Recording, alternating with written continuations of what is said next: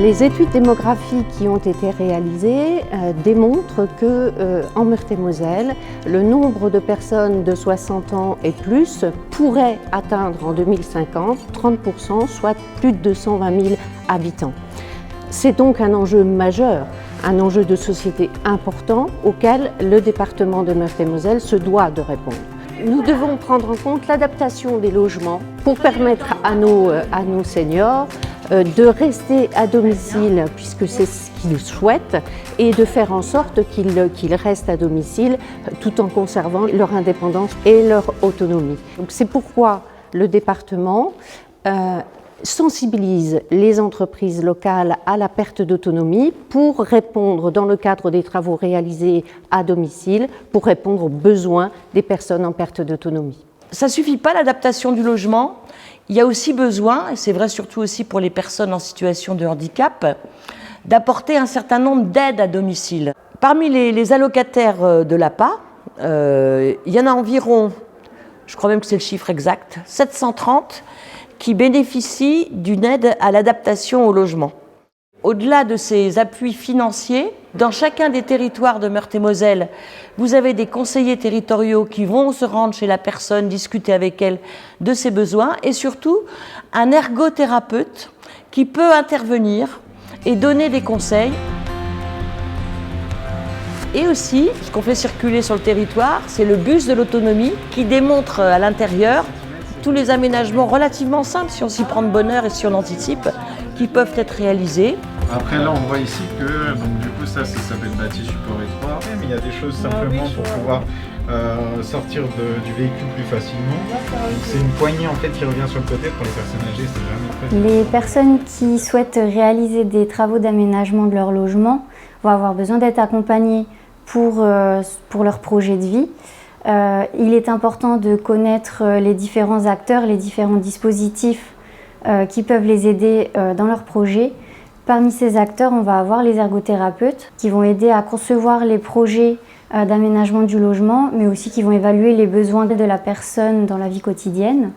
Les ergothérapeutes, avec leur accompagnement, vont aussi pouvoir permettre de valider, de chercher des financements.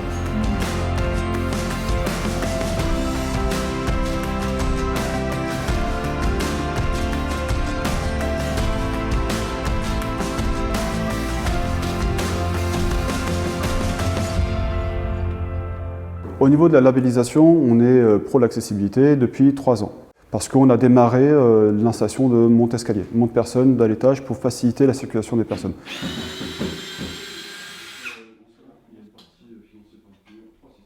La CAPEB m'a proposé cette labellisation que je ne connaissais pas du tout.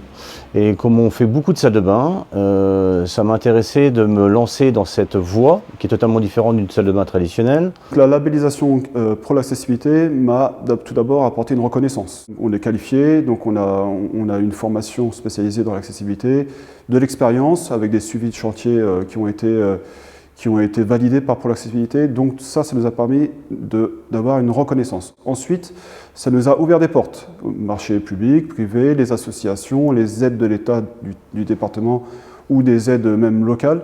Ça nous a permis d'avoir un avantage sur d'autres sociétés qui n'étaient pas pour l'accessibilité. Le troisième point, ça nous a permis également d'avoir un meilleur conseil auprès du particulier. Conseil sur la manière d'aménager le logement pour que les personnes soit handicapés, soit vieillissants, puissent être maintenus à domicile, tout simplement. Super, merci. Donc, lors des formations réservées aux artisans, vous apprendrez les normes PMR, personnes à mobilité réduite, qui sont réservées aux établissements recevant du public. Ces normes sont très importantes à connaître, néanmoins, elles ne sont pas systématiquement applicables dans l'habitation privée. Elles vous permettent d'avoir des repères pour savoir si un fauteuil roulant peut passer, savoir la largeur des portes, mais elles ne sont pas obligatoires chez le particulier. Et ça, c'est très important à retenir. Juste, elles vous guident pour bien conseiller une personne en situation de handicap ou de vieillissement. Ce qui est important, c'est d'accompagner la personne sans la brusquer et en partant toujours de sa demande. Être à l'écoute, c'est le premier contact, savoir ce qu'ils souhaitent dès le départ, les gens. Voilà, donc essayer de cibler où ils veulent aller et leur proposer des solutions en adéquation. Voilà. Donc vous avez sur la cabine de douche une porte qui est coulissante, qui vous permet de rentrer. Voilà. Ne me figurez pas que ça se passait comme ça. Hein. J'aurais cru qu'ils m'auraient escaté toute la salle de bain. Une seconde ça. Qui vous permet de vous asseoir sur le siège qui est potable. Un mitigeur thermostatique. Pour les gens d'un certain âge, on essaie de les rassurer en leur proposant des produits techniques adaptés à leurs besoins. Ensuite, sur le chantier, on le suit totalement différemment parce que mes équipes viennent là, mais moi j'essaie de passer tous les jours pour voir si ça se passe bien, pour les rassurer encore une fois. Et tout au long du chantier, on essaie de travailler de la même façon pour mettre en confiance ses clients. C'est lui qui est venu, le patron. Il a dit voilà, ça se passera comme ça, on démontera la baignoire. Là, et vous ne verrez pas le carrelage, tout sera caché. Des ouvriers comme ça, hein, gentils. Et tout était ramassé, tout était bien. Quand ils sont partis, ils ont balayé, ils ont levé le tapis. Non, tout était très bien, j'en suis très content.